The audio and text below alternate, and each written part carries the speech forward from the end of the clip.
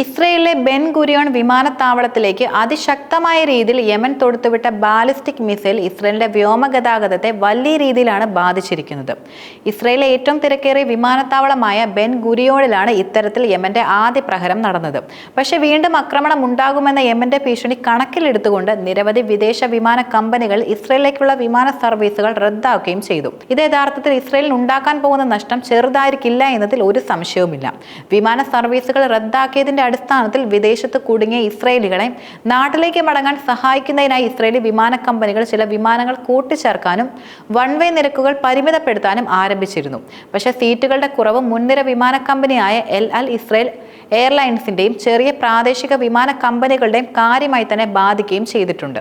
May 8 വരെ New York വിമാനത്താവളത്തിലേക്കും തിരിച്ചുമുള്ള വിമാന സർവീസുകൾ റദ്ദാക്കിയിരുന്ന United Airlines Air France May 13 വരെ റദ്ദാക്കൽ നീട്ടിക്കഴിഞ്ഞപ്പോൾ ഹംഗേറിയൻ ലോ കോസ്റ്റ് ഭീമനായ വീസ് എയർ മെയ് 8 വരെ റദ്ദാക്കാൻ നീട്ടുന്നതായി അറിയിക്കുകയും ചെയ്തിട്ടുണ്ട്.